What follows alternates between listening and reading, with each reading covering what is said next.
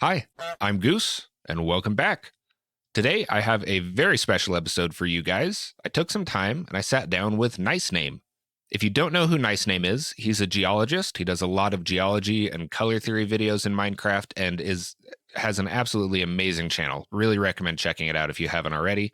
Even when I'm doing some of my videos on color theory, some of the videos that he puts out tend to be the best resources that I have for research. So, very, very much appreciate his videos and the time that he takes to make them. We talked a lot about a lot of stuff, so this is actually going to be a two-parter. The first part, we're going to be talking mostly about color theory. We're also going to be exploring some of his builds, which he's a very, very good builder, which I did not know. And in the second part, we're going to be going over his geologic timeline project and talking a little bit more about his geology stuff. There's a lot of amazing stuff that we cover, and we could spend a lot more time than we did. So if you are interested in anything we talked about, let me know, and maybe we can dive into it more, or go check out his channel. He might have a video on it there too. And also a quick congratulations to Nice Name. He just hit 100,000 subs, which is amazing. Great job. Well deserved. So let's get right into it. All right, we are here with Nice Name. I'm very excited to get to talk to you. I'm very glad that we were able to get in your color world, and I'm sure we'll check out some of the other stuff too. First off, how you doing? Doing pretty good. Nice, good. So if you guys haven't checked out Nice Name, he does a lot of color theory videos, a lot of geology videos, some of the best content in both of those fields, in or outside Minecraft, if I do say so myself. Yeah, And some of the only content. Some of the only content also for the geology. And we're gonna be talking a little bit about that stuff, a little bit about his background, and who knows? We'll see what kind of stuff we get into. So my first question for you though is, how did you get into Minecraft? Like, were you interested in Minecraft as a hobby first and then decided to work things in, or did you get drawn to Minecraft specifically because of like geology and color and stuff like that? Yeah. I was in so like as like a I was a casual player before I made content for sure. Like and looking at this stuff. Like I I think I started playing in 1.8 because my oldest daughter was interested in it. And I'm a gamer. I, have a long history of playing games and stuff. And I knew Minecraft would be a game that I would probably love and probably just absorb way too much of my time if I started playing it. So I purposely avoided it until my daughter started getting into it, and she was watching YouTube videos of like Let's Plays and other content creators, and I was like, well, like we can play that together. We played for a while, I think, and then kind of fell off a bit, and then we came back, and I think in 1.13 we started our long running world. Now we came back and started playing, and then kind of from the content creation side, I used Minecraft to do science outreach stuff for geology and things. And when COVID happened, I was looking to try to do something like that online. And what could I do that would be accessible to people? And I had the idea to do the geologic timeline. And then they added amethyst geodes at that time too. And then I started making content with that stuff, just talking about the game as a geologist and looking at stuff like that. And that's kind of led to just everything on my channel. So were you, or I guess, are you a geology educator, or do you work like professionally in the field outside of education? Yes, I am a geologist and I work at a university. I do not teach classes. I am on the technical side. So I am like running equipment in labs and doing research and things like that. Oh, okay, cool. I'll teach people how to, operate equipment or how to understand their results. But for the most part, I don't teach classes. Okay. And what about with color? Did you work with color professionally at any point, or like either in or outside of art? Yeah, that's a question I get a lot of, like, why am I doing color theory stuff? Well, I would say that like interacting with the world, color is the primary means that I do so. Just visually. But like when I was in high school, I was like pretty sure I was going to become an artist. and life took other paths. As it does. Um, yeah, but also like there are a lot of overlaps with data and science and representing things. Like from a science perspective, like if I'm writing a paper, I usually approach it from doing figures first, and then I like write after that. And so like I'm a very visual person, and I think about that stuff a lot. And so like I built the first color world mostly just to help me build, because like I am a technical builder, like as in like I kind of I have to think about things in a technical kind of almost scientific way. And so I wanted a space that I could see the relationship of blocks. And it's hard. We have a lot of blocks now. Like, and Yeah. so it's this allowed me to get a better grasp of color relationships and everything. And it's I just keep adding new things into the world to try to help like see things in different ways and work out relationships and add more blocks and stuff like that. I think that makes sense too, especially with your interest in categorizing colors, because you're clearly a very science-minded person, and professionally, and just the way that you look at other things like Minecraft and art and color. And I think the categorization of color within color theory, because it is there's an objective side to it, but there's also a subjective side to it, which you see with just how many different color spaces there are. It seems like a very good way to look at the mix between scientific and creative. Like it seems like that having a very science-minded look at life would lend itself well to understanding and like focusing on color theory specifically, Yeah, more so than yeah. like other sciences. Yeah, even if you are just a traditionally trained artist, like you get taught color theory. Like you can, as a human, we can look at something and we can appreciate like why something is beautiful or that something is beautiful, but actually understanding why it's beautiful and understanding like the colors involved, that's like the science side like of art, and understanding that can make you like a better artist as well. Do you look at art as an objective practice or a subjective thing? Like, which side do you tend to fall on more? Mm, That's a very open-ended question.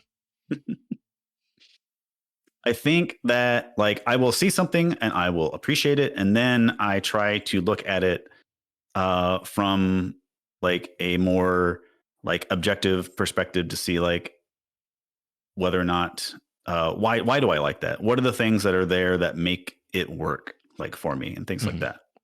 Do you ever find yourself looking at something that you do like, and then you think like, why do I like this? And there's just, you're like, it seems contradictory to things that you think you might like. Yes. Yeah, Yeah. absolutely. Hmm. And then that makes you like try to think of like, well, has to be something, the technical minded part of me is like, well, there has to be something that's missing that I'm not quantifying or I'm not giving enough weight like in my consideration. So I'm really curious about what kind of art you were into, or like what you used to make. Like what kind of artist did you think you were going to end up being? Well, I really enjoyed sculpture, Okay. but um, I really enjoyed like Art Nouveau. Alphonse Mucha is like one of my favorite artists, early like 1900s Oh yeah. artist, and I like a lot of the designs and the lines and everything that are present in there. And like even looking back now as like my analytical brain now, like I would probably have ended up in advertising or graphic design or something, and not really doing what I wanted to do, because I don't know, being an artist is and making a living is quite hard. Yeah, they don't always go hand in hand, unfortunately. No. Um, do you view design? I mean, I know design can be art, but do you view graphic design, as more of a utilitarian thing, or as art, like as a creative endeavor? It good graphic designers, yes, it can be art. Yes, I would But it agree. is very utilitarian. Like Mhm. you are designing things to convey a certain feeling. and that depends on if you're looking at it like as something for a product. Like there are certain things, like if I was designing a graphic design for my channel, then like there are certain things that would feel out of place and certain things that would feel like very appropriate for my channel. And the same thing for your channel, it'd all be different. So it's I see it as utilitarian, as like you're trying to convey a certain feeling for the audience that is looking at it. And the other side of that, that's I think what all art is, except an artist is trying to convey some feeling from anybody, and not like for a product, but for the particular piece, maybe. Yeah, for their either for them or for the viewer, I guess. Yeah. I hear that sentiment echoed a lot. I spoke with quite a few architects, which I think Minecraft lends itself to architects being interested in it.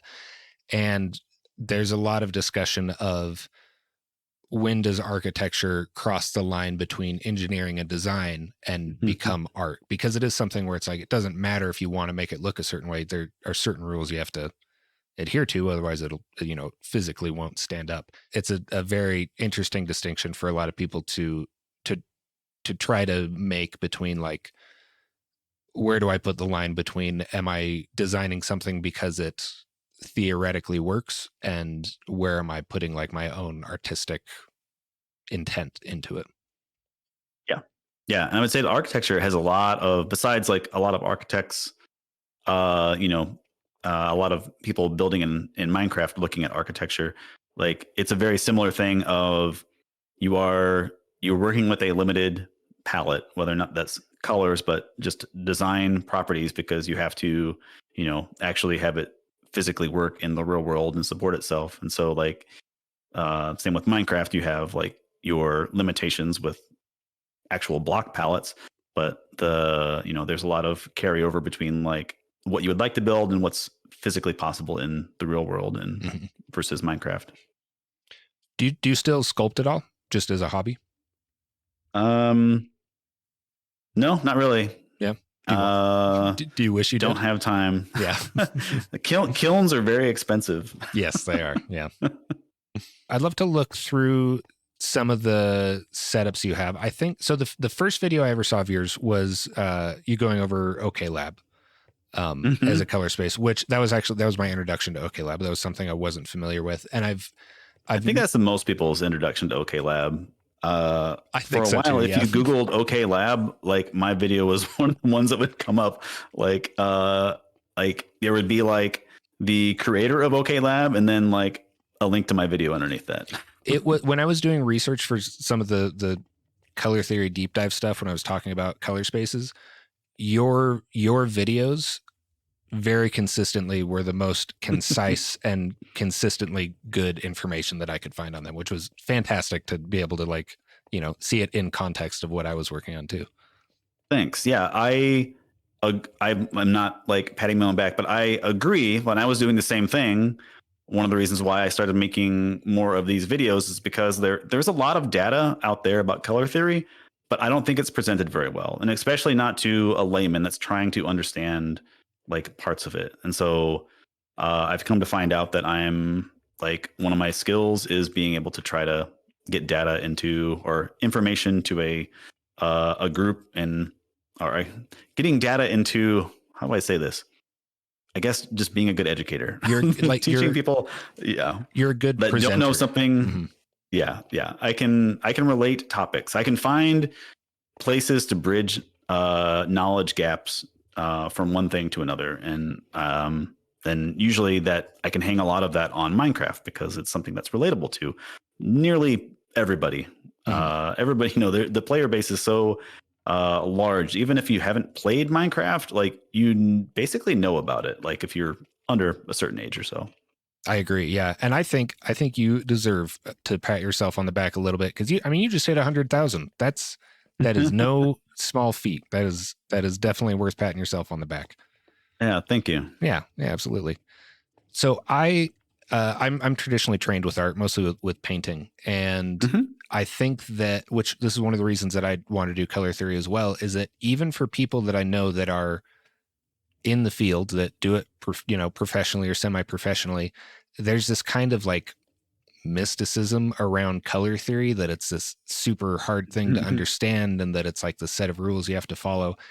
And there is a depressing lack of good resources that really teach, like, like this is all it is. Like, you don't have to overcomplicate it. And I think a lot of people do overcomplicate it, either to honestly just to kind of sound cooler or to make it seem more mysterious and like kind of keep the art a secret kind of a thing.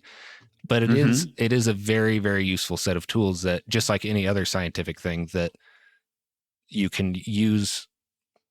Not that you have to stick to the rules, but you use it to describe the choices that you make and the things that you want to do. Yeah. Yeah, absolutely. Yeah, it's just a set of guidelines, and there are things that break the rules all the time and they work. And then, like, scientifically, like, if you find a lot of that stuff breaking the rules in a certain way, then that becomes like a new rule of like, okay, this also works. This is a thing that you can do. And like, for some reason, like, it's fine. Yeah. It leaves it very open ended, which, theory, not a science. It's still both, but it's more of a theory.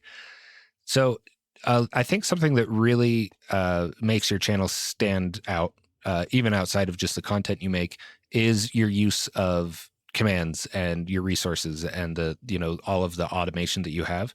Is that something that you have a background with coding, or is that something that you've learned specifically to help you communicate in Minecraft? Yeah. I've been told that I make PowerPoints in Minecraft, which I think is pretty, Yeah, pretty actually, apt. that's a good way to describe it. Yeah.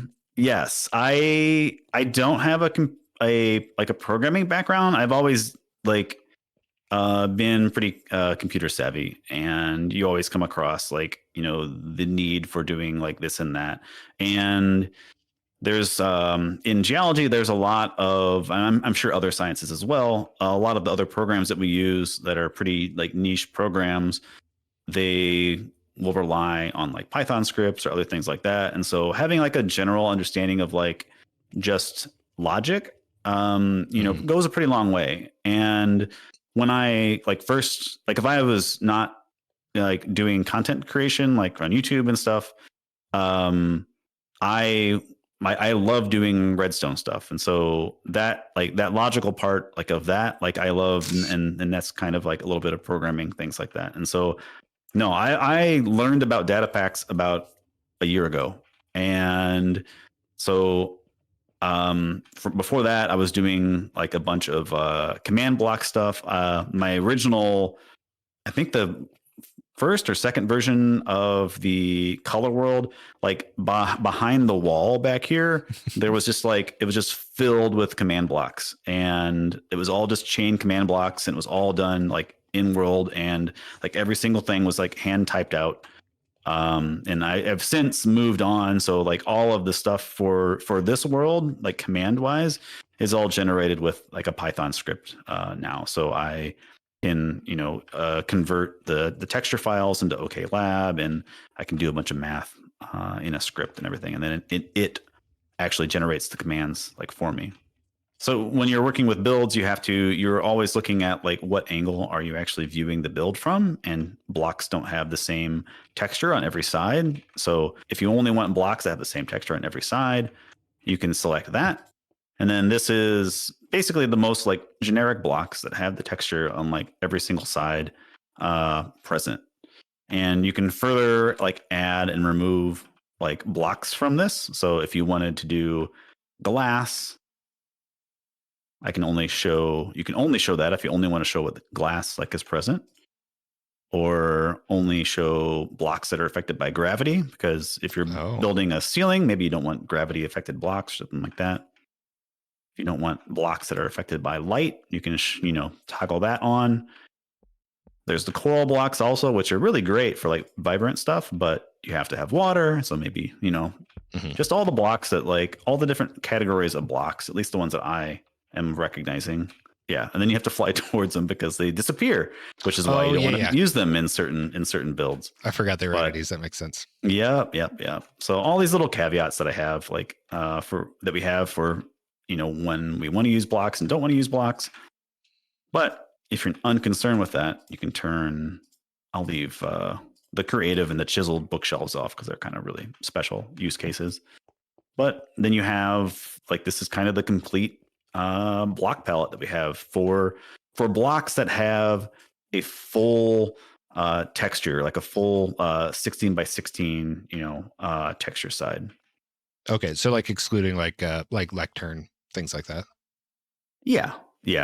Their lectern is in there if I turn on the bottom, because the bottom is a full block, and you can actually rotate that compared to the oak planks that it shares the texture with. But Okay. besides, so we're looking at everything in OK Lab right now, which is probably the best color space if you're actually trying to see like the relationships between colors and everything. But a lot of people are more, used to the RGB system, and so you can also display them in the RGB.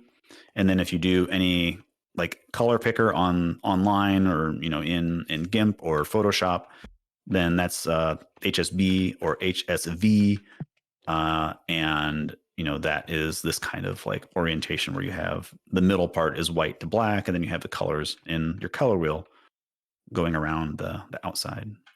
Do you find yourself using this often in geology? I know that color plays a huge role in geology, but do you find like it's too rudimentary of a categorization? Or do you find yourself like really looking into like the colors of different minerals and, like things like that and how that plays into things? Does that play a role in what you do?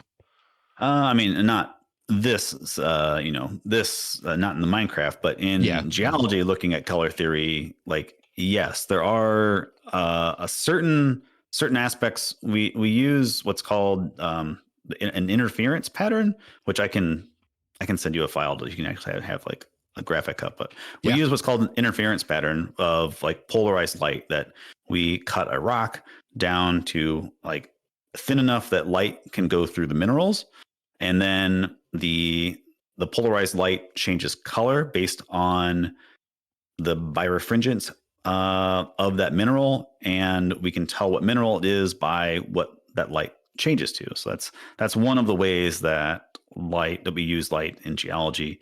What is birefringence? It is so if you have a specific wavelength of light and it passes through an object, it will diffract a certain amount, and it will slow down going through that medium, and then it comes out at a slightly offset wavelength.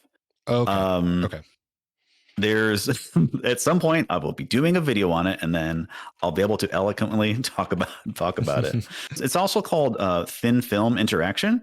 It's the same thing that happens when you see a bubble. You'll have like that little like play of light like on a bubble, or that little oil in the parking lot.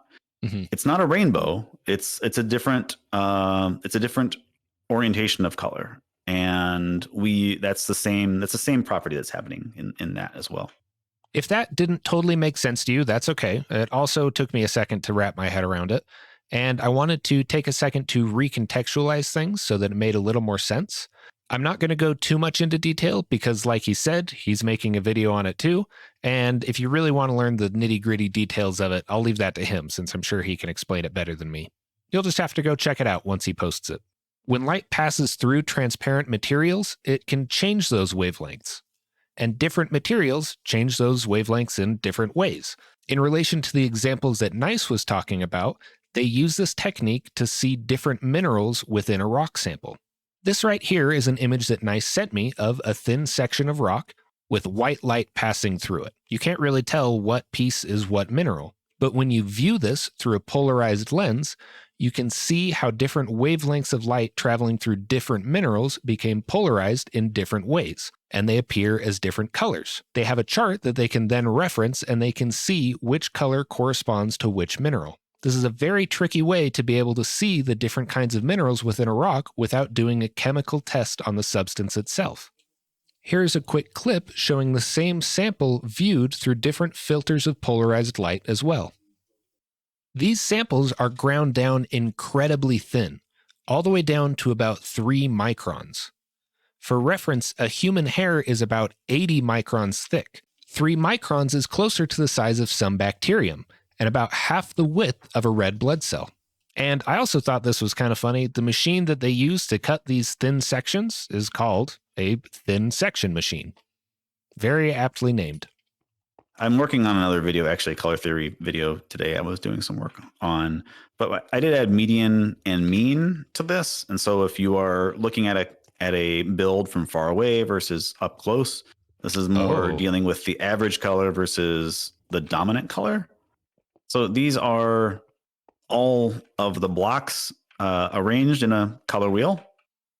Like if you look at the top down, but it's also arranged by the texture noise. So you have very uniform blocks on the bottom, and then you get to more noisier textures on the top, where you have like a bigger difference of the individual pixel colors. Okay. So if you are interested in, I can change the filter here.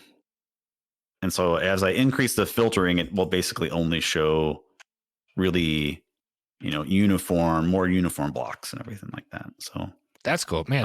That's so useful. When I did a video on local color, and my way of doing it was I had a 1,000 by 1,000 square area, and I would fill it with each block and then get really far away from it and take a screenshot to get the local color. I saw that. I was like, wow, that is a lot. That is a lot of work. That was all done in game. It was a ton of work. Yeah. Going forward, probably in a little while, I'm going to have this as a data pack. And I would love that. You drop this data pack in the world, and then you pick an origin point. The origin point for this world is 000, but for right here. But I can do it like relative to a point. So you can pick a location and then run a function, and that will paste this interactive world in our interactive display in that location in the world, and then you can use it. So you can put it in your creative build world or whatever. And I might be able to do it also scaled. So I do a lot of stuff with display entities. And so I could make like a 1/10 scale or a 1/16 scale if I want to be, Minecraft perfect. And then it's just like a little pocket edition of the world that you can pull out and check something out in the build and put it back away. That's a fantastic idea. That's a really, really amazing resource that you could give everybody. Cool. All right. Well, let's actually, I'd love to check out some of your builds before we do geology stuff. Okay. Awesome. Okay. And this is the one that you do with your family? Yes. Yeah. Awesome. Me and my daughter and I started this world back in 1.13. It was right after the update Aquatic. Do you watch Minecraft? Like, do you watch other Minecraft content on YouTube? I used to. I used to watch like Hermitcraft and things like that. Since I've done like more content creation, I'm just most of my time's spent making content creation or making content. So I'll watch more. I watched a lot more technical stuff now, mostly because I'm like, just trying to keep up with. They've made so many changes to how resource packs work and what you can do like creatively. It's just like it's immense, like how much they've changed like in the game. It's really, really good. Yeah, it is. It's changing so quick too. It is almost a full-time job just staying up to date. Yes, if anything, I would say that it's too fast. And it's a bit much like for actually making things, because like as soon as you like understand like how something works, then they change it in like the next version update, and it's like, all right, great. Are you familiar with Blender at all? No, I'm not. It's something that I should probably learn more of. I've used it like for some things.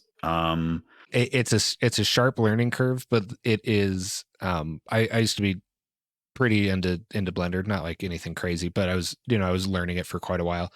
And the rate that they put out updates and the amount of changes, I eventually I stopped updating it because it was, I'd like kind of start getting my head around a version, and then I'd be like 2.8 or something. I'd go check the website. They're on version 4 and it's a completely different layout. Yeah. Everything runs differently. I'm like, I can't keep up with this. This is too much. Yeah. Yeah. I totally get that. Yeah. But yeah, do you want me to give you like a quick tour of the, I don't know, the builds, I guess? Yeah. Yeah. What I like, for a long time, I did not consider myself a builder. Like I did not focus on building. Like I said, I enjoyed the more technical side like of things. And it took me a while to actually like get to the point where I was like comfortable trying things out and actually trying to make things look decent. Mm-hmm. And the lighthouse behind you is really like the first thing in the world that like I was like built, and I was just like, wow, this is really, I like this. And this is actually a covering. There's a iron farm inside here. Nice. Which I don't have. I have no clip on, but there's the iron farm is inside here, and it was just like floating out over the ocean, and I like wanted to like cover it up to get rid of that eyesore, and so I tried to figure out how to do that, and so ended up building this lighthouse. It's got a working like lighthouse circuit and everything like in it. Oh, so light rotates and everything. What am I inside of? Oh, I was stuck inside an Enderman. Mm-hmm.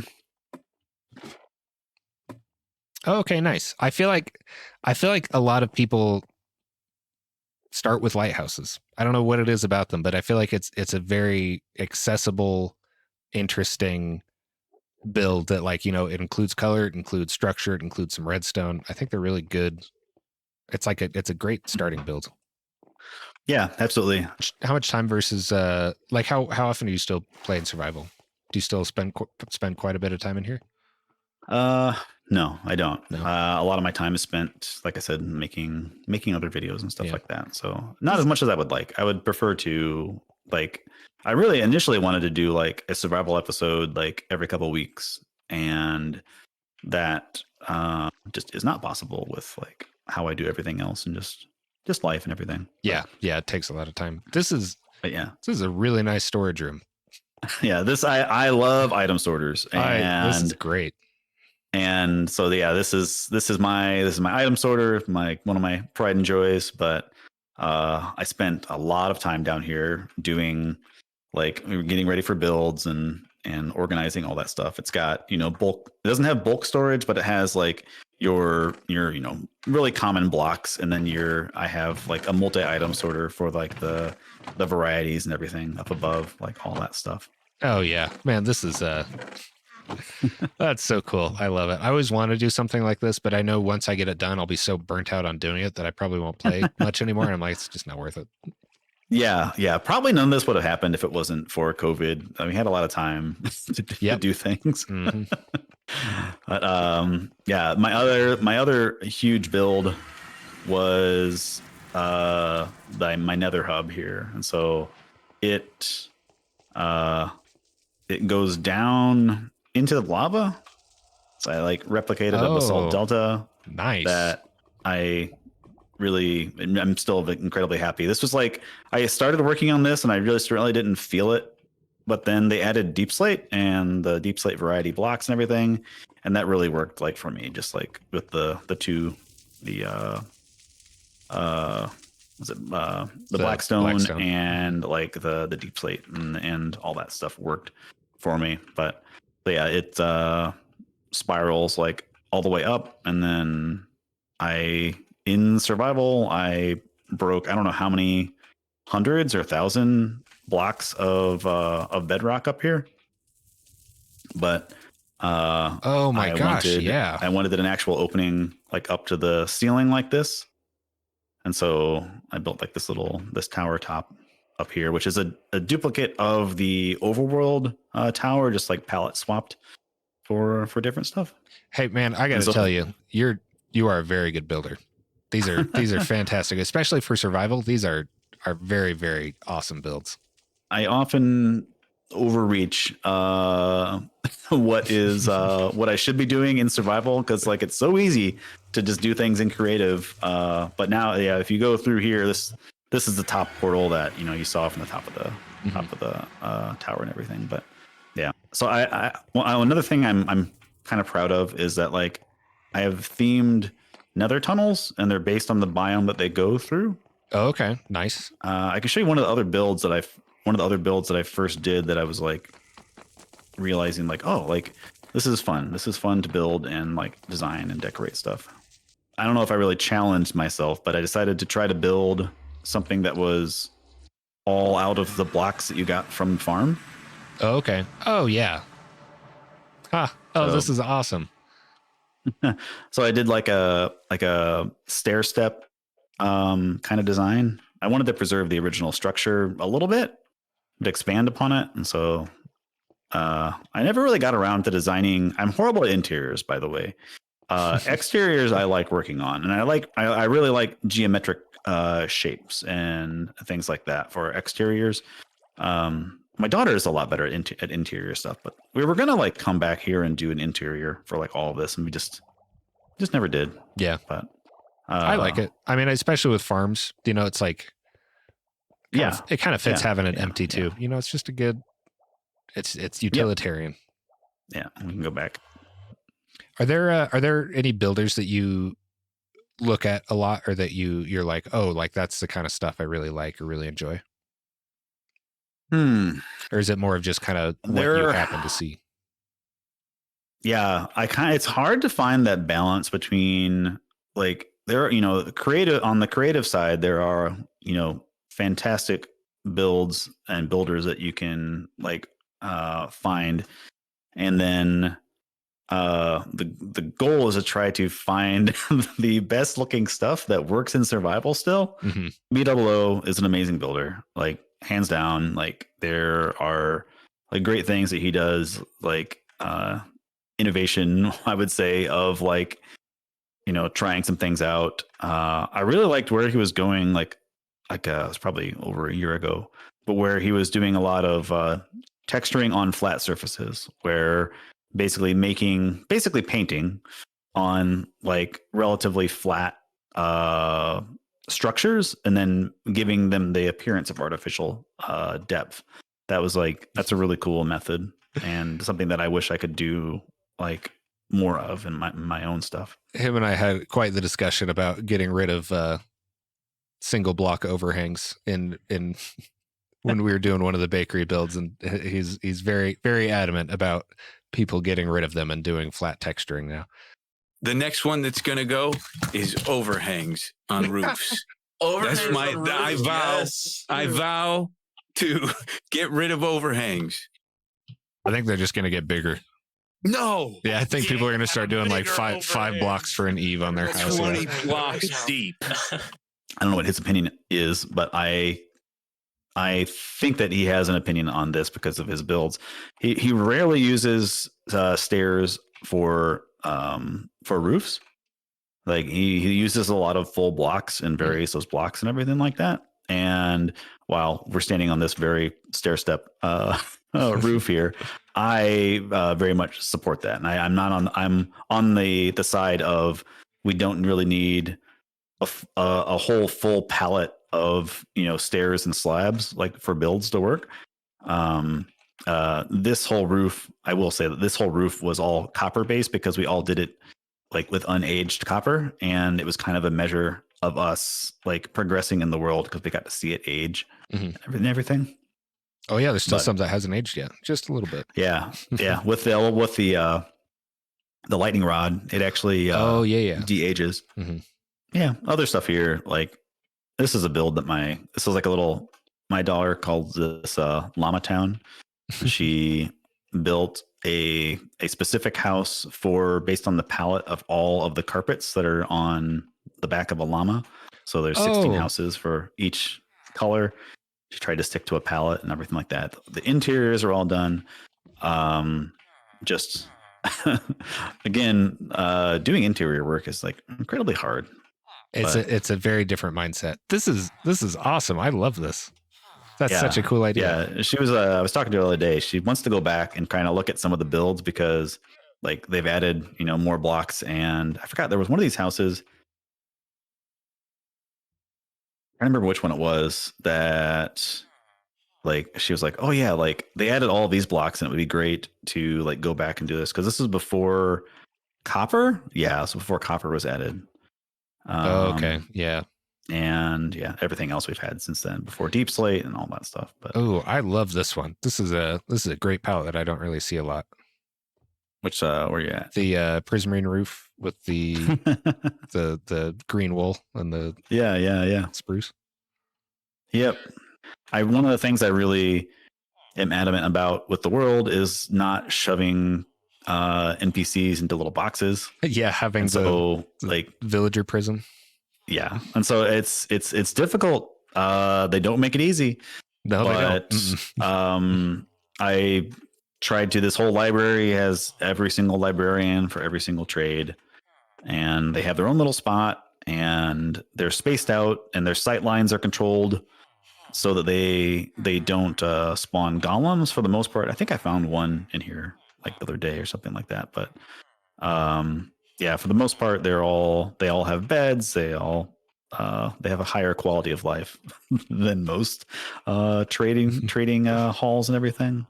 Yeah, I like this. I usually, when I do it, I try to do a village, and I like, they all have their own shop, and it's a pain. Sometimes you are just like, man, I wish I could just throw all you guys in a room, but I think it's worth it. It makes it worth it just for like the feel of the world. They feel like NPCs rather than just another block that you put somewhere.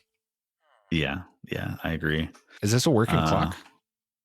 Yes. Oh. Yeah, I think it's working. It has a it's not a design by me. It's a design by I forgot their username. Snap to it. That's what it is. They have a YouTube channel, and they have, I think, 5 videos, and 3 of them are on clocks. Oh, nice. Is it like in time with game time? Like with yes. The day and cycle? That's cool. The top is open here, and so it will reset. So if you sleep, it will automatically like reset the time and everything. That's awesome. Yeah, I modified the face to use lights instead of blocks or something like that. But yeah, it was I designed my own clock for it, and then I saw their video, and it was closer, like tighter built, and looked better and more efficient. And I was like, all right, well, I'm just going to use theirs. I am happy with this build.